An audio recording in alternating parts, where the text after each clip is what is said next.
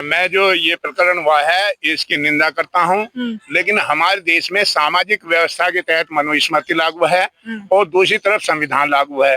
संविधान को ना मान करके लोग मनुस्मृति को फॉलो कर रहे हैं। मनुस्मृति में ये जो वर्ण व्यवस्था के तहत जो लोगों के काम बटे हुए थे वो इस एजुकेशन के बल पर सीजेआई चीफ मिनिस्टर बन रहे हैं, तो इनसे ये देखा नहीं जा रहा। जिस तरीके से घटना हुई है और वो भी कोर्ट रूम के अंदर, मैं समझता हूँ कि ये दलित समाज के लिए ब्लैक डे है। ये मनुस्मृति मानने वाले लोग हैं जो ब्राह्मणवाद के पोषक है, जो केवल अपने को सुप्रीम मानते हैं, दूसरे को सम्मान नहीं देना चाहते। ब्राह्मणवाद का चेहरा उस एडवोकेट ने दिखाया है, बेशक हमारे एडवोकेट समाज से, लेकिन उसने यहाँ पे अपना जो चेहरा दिखाया है वो पूरा ब्राह्मणवादी चेहरा दिखाया है, मनुवादी चेहरा दिखाया है।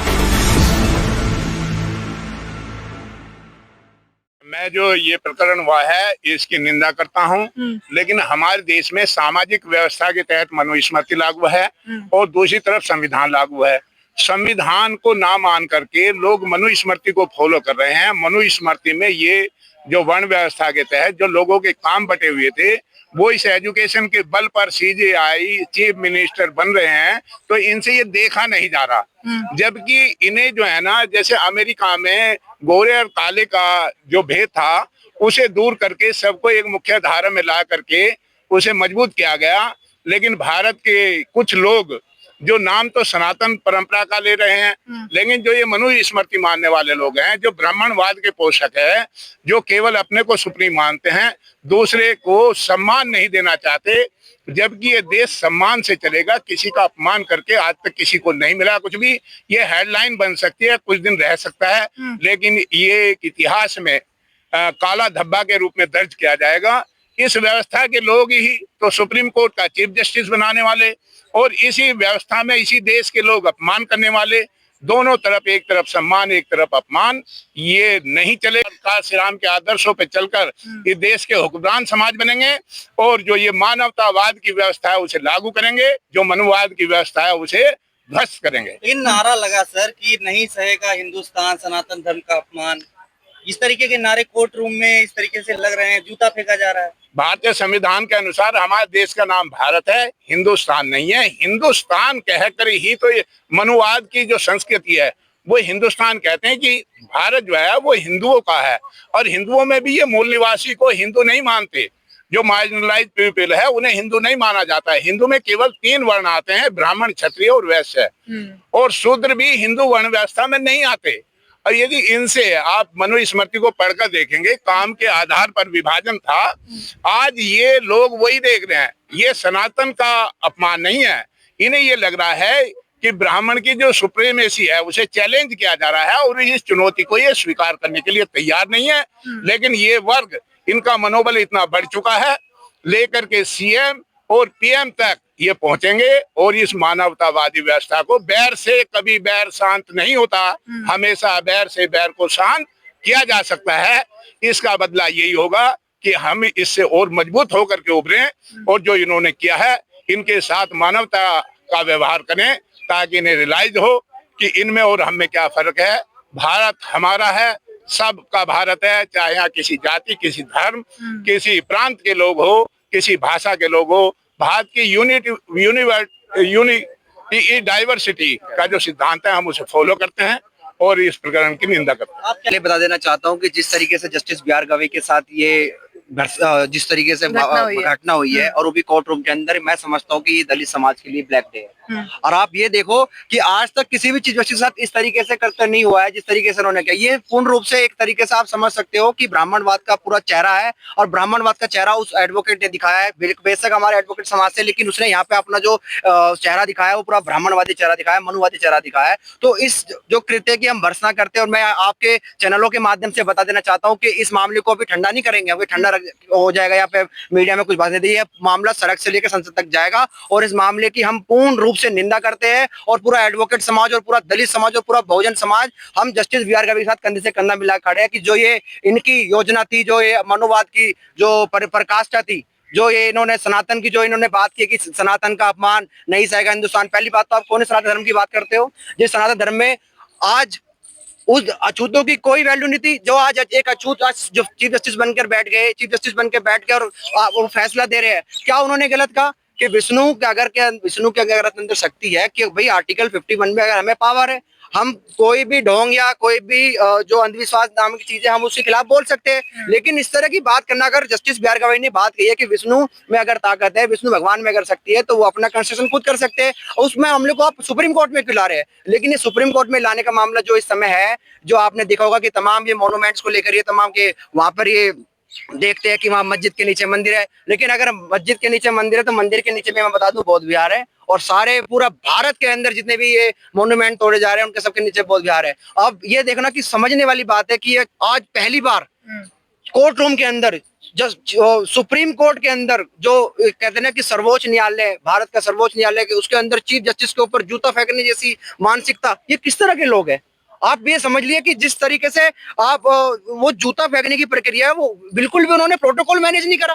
प्रोटोकॉल अगर मैनेज करते, अगर उनके अंदर ये भावना होती कि वो चीफ जस्टिस है, हम यहाँ पे प्रैक्टिस करते हैं, कोर्ट रूम के अंदर एक डेकोरम होता है बार और बेंच का, उन्होंने तो बिल्कुल नहीं समझा। यानी कि उसके पीछे कहीं ना कहीं मैं मानता हूँ कि पॉलिटिक्स है, ये जो केंद्र में सरकार है उसका पूरा इन्वॉल्वमेंट है, और वो कहीं ना कहीं आरएसएस पृष्ठभूमि से जुड़े हुए हैं। जो एडवोकेट जिसने ये करते क्या है, जिस तरीके से उन्होंने बात की कि सनातन का अपमान नहीं सहेगा हिंदुस्तान, अरे तो सनातन की बात करते हो आप।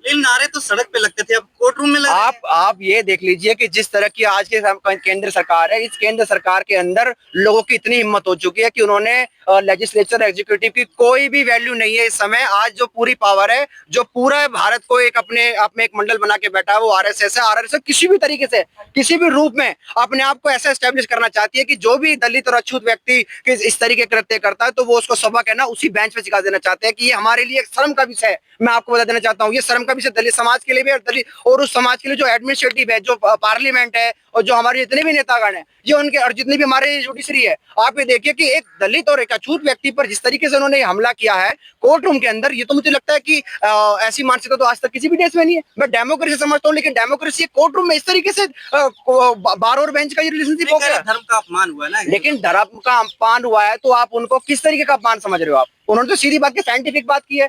जस्टिस बी आर गवई अगर साइंटिफिक बात करते हैं तो आपको लगता है कि धर्म का अपमान हो रहा है। ये धर्म का अपमान कैसे हुआ? ये तो साइंटिफिक बात करिए कि अगर विष्णु में अगर ताकत है तो विष्णु जी खुद उसका कंस्ट्रक्शन कर सकते हैं, वहां पे खुद अपनी पावर दिखा सकते हैं, तो उसमें कौन सा अपमान है? आर्टिकल 51 हमें पावर देता है, कॉन्स्टिट्यूशन में तो हमें पावर मिली है कि हम धर्म पाखंडवाद के खिलाफ क्लियर रूप से बोल सकते हैं। लेकिन जिस तरीके से ये जूता फेंकने की प्रक्रिया, ये तो मैं नहीं समझता कि किसी भी डेमोक्रेसी में। सोशल मीडिया पे पहले उनको भर भर के ट्रोल किया गया, धमकियां दी गई, उनके जूतों के, उनके कपड़ों के प्राइस टैग दिखाए गए कि इतने के जूते पहनते हैं, पहले सब कुछ किया गया, और उसके बाद जब ये चीजों से ऊपर, अब देखिए उन पर जूते फेंकने की कोशिश भी की गई। अब इसे कैसे देखते हैं? अब आप ये देखिए कि जो हमारे भारत के प्रधानमंत्री है वो ये कहते हैं कि मैं फकीर हूँ, मैं झोला उठा के ले चलूंगा, कि मेरा तो बचपन बहुत गरीबी में बीता है, वो 10 लाख सूट पहन सकते हैं। लेकिन जस्टिस बी आर गवई, जिनके पिताजी राज्यपाल थे, जिनके पिताजी कांग्रेस पार्टी में विधायक भी रहे, सांसद भी रहे, क्या उनके बेटे जो चीफ जस्टिस है क्या अपना इतना डेकोरम मेंटेन नहीं कर सकते कि वो जूते तैयार के पहन सके? तो ये मानसिकता है कि आप पद तो दे देंगे,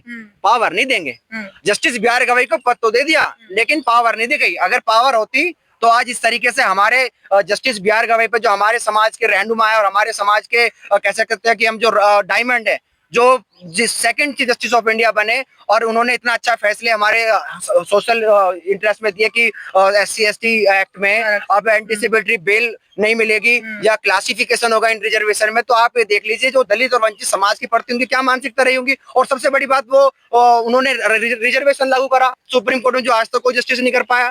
तो वो हमारे जो ये आप विष्णु जी की बात घुमा के ला रहे हैं कि उन्होंने विष्णु जी के बारे में कहा, ये दर्द वो नहीं है, ये दर्द वो है जो सुप्रीम कोर्ट में उन्होंने SC/ST OBC के लिए रिजर्वेशन प्रोवाइड किया, वो रिजर्वेशन दिया उन्होंने कि अब जिस तरीके से आपने देखा होगा कि कोलिजियम सिस्टम में सब जज बनते हैं, आज तक भारत में 124 परिवार के लोग ही चीफ जस्टिस बनते हैं। तो वो जो उस पर चोट लगाने वाले और जो सुप्रीम कोर्ट में रिजर्वेशन लागू कराने वाले, ये दर्द है। विष्णु का तो बहाना बना रहे हैं, ये भगवानों का बहाना लेके एक सनातन व्यक्ति, ये हमेशा यही करते हैं सनातन धर्म के लोग, जब इन्हें लगता है कि इनका सोशल इंटरेस्ट और एडमिनिस्ट्रेटिव इंटरेस्ट का कोई वायलेट कर रहा है तो वो कहीं ना कहीं दूसरा बहाना बना के उनको ह्यूमिलेट करने की कोशिश कर रहे हैं, हरेसमेंट करने की कोशिश कर रहे हैं। लेकिन मैं आपके माध्यम से बता देना चाहता हूं कि ये अपमान हम नहीं सहेंगे। अगर आपको लगता हो कि यहाँ सोशल मीडिया के द्वारा सिर्फ ये बात को हम एज ए सुप्रीम कोर्ट में प्राइमेसिस में बोल रहे हैं कि हम कंडेम करते हैं, मैं बता देना चाहता हूँ कि हम आज ही सुप्रीम कोर्ट के प्राइमेसिस से एक प्रोटेस्ट कॉल करते हैं और उस घटना की भर्त्सना करते हैं जो एक घटना हमारे चीफ जस्टिस के साथ हुई है। बिल्कुल भी उन्हें अकेला समझने की भूल ना करें सुप्रीम कोर्ट, और सुप्रीम कोर्ट के जितने भी एडवोकेट है हम पूर्ण रूप से इस मामले की भर्त्सना करते हैं। और सुप्रीम कोर्ट के हम तमाम जो बार एसोसिएशन के भी बोलना चाहते हैं कि कृपया करके उनका एनरोलमेंट कैंसिल करें, उनकी प्रैक्टिस का जो लाइसेंस है वो कैंसिल करें और कानूनन कार्रवाई इन पर हो, नहीं तो हम ईंट से ईंट बजाने का काम सुप्रीम कोर्ट में और पूरे संसद भवन में और रोड पे हम करने का प्रयास करेंगे। चीफ जस्टिस ने फिलहाल इस पर कोई प्रतिक्रिया नहीं दी है। उस घटना को भी उन्होंने कहा कि मैं नजरअंदाज कर रहा हूं, आपको भी नजरअंदाज करना चाहिए। लेकिन उसके बावजूद आप लोगों को क्या लगता है, आप लोग इस पर आगे क्या कुछ करेंगे और क्या कार्रवाई होनी चाहिए? लाइसेंस रद्द होगा ठीक है, लेकिन हमने देखा है कि जब छोटे स्तर पे अब तक देखा गया है कि किसी को पानी घड़े से पानी पीने पर इस तरीके से उसके साथ व्यवहार किया जाता है, किसी की मूंछ रखने पर उसकी मूंछ काट दी जाती है। इतने बड़े पद पर बैठने के बाद भी जो जातिवादी मानसिकता है लोगों की वो नहीं निकल रही है। ये अपने आप में एक बहुत बड़ा मुद्दा है। तो इसको लेकर समाज कैसे रिएक्ट करेगा, समाज में क्या मैसेज जा रहा है? अभी तक जैसा आप बता रहे हैं कि उन्होंने किसी भी तरह की कोई प्रतिक्रिया नहीं दी है, तो मैं ये समझता हूँ कि जिस तरीके से जो जस्टिस बीआर गवई है उनकी माता जी को अभी आरएसएस का इनविटेशन मिला था कि वो आरएसएस के 100 साल के प्रोग्राम में आए, लेकिन उन्होंने इस प्रोग्राम के लिए मना कर दिया। तो आप कहीं क्रोनोलॉजी नहीं समझ रहे इस मामले की। अच्छा, ये क्रोनोलॉजी यही है कि जब वहां पे रामनाथ कोविंद चले जाते हैं, रामनाथ कोविंद वहां बोलते हैं कि ये देश भारत के संविधान से चलेगा, मनुस्मृति से नहीं चलेगा। और जबकि आरएसएस को तो हमने देखा कि हमेशा वो तो मनुस्मृति की बात करते हैं, वो तो हमेशा बाबा साहब का कंडेम करते हैं। उन्होंने तिरंगा फूका उन्होंने देश का, और उन्होंने संविधान को प्रतिक्रिया जलाई। तो जिस तरीके से आप बता रही हैं कि जस्टिस बीआर गवई ने कोई प्रतिक्रिया नहीं की, ये प्रतिक्रिया का मैं मतलब समझता हूँ कि वो बाबा साहब को मानने वाले हैं, उनको अपने समाज पर पूरा भरोसा है। अगर वो नहीं भी बोलेंगे तो हम इस बात का पूर्ण रूप से समर्थन करते हैं, पूर्ण रूप से खंडन करते हैं कि जो उन्होंने प्रतिक्रिया करने की वो उनकी अच्छाई है, मैं जो समझता हूँ। और बाबा साहब के संविधान को मानने वाले लोग मैं समझता हूँ कि कभी भी कोई गलत काम नहीं कर सकते, या कोई भी किसी भी तरह का कोई ऐसा काम नहीं कर सकते जो बाबा साहब के संविधान को ठेस पहुंचे और बाबा साहब के स्वाभिमान को ठेस पहुंचे। लेकिन ये बात जो आज जूता फेंकने की आई है, तो मैं समझता हूँ कि ये हमारे स्वाभिमान पर ये चोट है। जैसे SC/ST एक्ट में अगर आपने देखा होगा कि जिस तरीके से पूरा रोड जाम किया गया था और रातों रात वो SC एक्ट को उन्होंने वापसी किया था, जो उन्होंने अमेंड किया था, ये मैं समझता हूँ कि अब जो जस्टिस बीआर गवई के लिए पूरा दलित समाज और पूरा बहुजन समाज रोड पर होगा। और आज मैं इस सुप्रीम कोर्ट के प्रांगण से आपको ये मैसेज देना चाहता हूँ कि जल्दी हम एक प्रोटेस्ट कॉल करेंगे और जस्टिस बीआर गवई की सेफ्टी के लिए भी कंसर्न रहेंगे हम, और पार्लियामेंट में भी इस सवाल को उठाने का हम पूरा प्रयास करेंगे।